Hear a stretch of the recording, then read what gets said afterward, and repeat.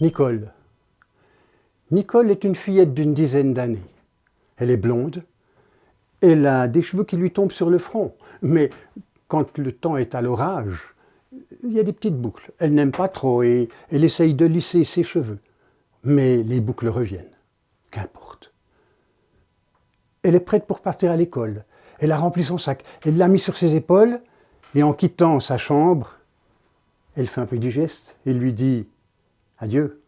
Et elle entend la petite voix qui lui répond « Bonne journée, va ». Un mois auparavant, avec son papa, comme ils en avaient l'habitude, ils sont partis marcher. Le temps n'était pas au grand beau, qu'importe. Ils ont suivi la grande allée et puis ils ont passé devant le château. Autour du château, il y a cet étang qui, lorsque son papa a rencontré Thérèse, sa maman, était tout gelé. Mais ça, c'est au temps passé. Papa Léo connaît bien la région.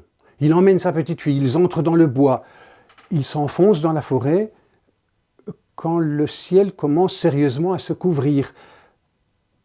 Les éclairs commencent à illuminer le ciel, le tonnerre s'y met, le grand vent arrive et c'est un gros orage qui pète. Les arbres craquent, les branches tombent, certains arbres s'écroulent. Ils ont peur. Papa Léo emmène la petite Nicole dans une grotte. Il ne sait plus très bien où il est, mais ils sont en sécurité. Ils attendent la fin de l'orage, qui se calme. Ils ressortent, mais ils ne reconnaissent plus rien. Papa Léo n'arrive plus à s'orienter. Il y a des arbres partout, un grand fatras.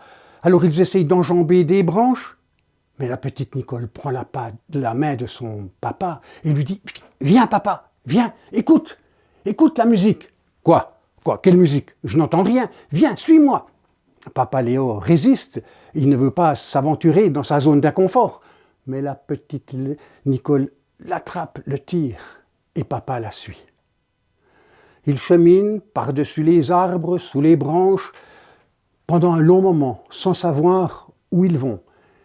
Mais la petite Nicole, elle entend toujours la voix, et elle la suit.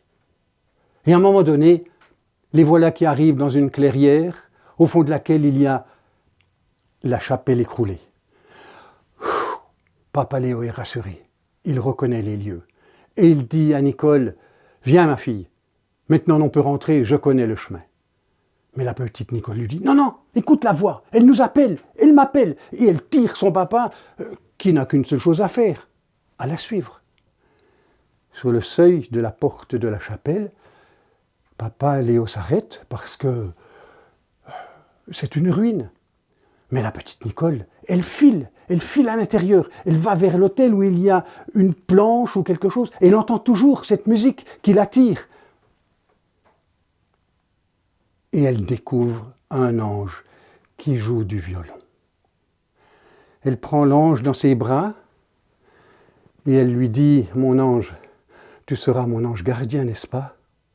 Et s'adressant à son papa, elle lui dit « Je peux bien le prendre, il a abandonné ici. » Et elle est rentrée à la maison avec son ange. Cet ange, elle l'a accroché dans sa chambre. Et chaque fois qu'elle quitte sa chambre, elle dit « Au revoir, mon ange gardien, tu veilleras sur moi. » Et elle entend la petite voix qui lui dit « Va, Nicole, je suis là, bonne journée. »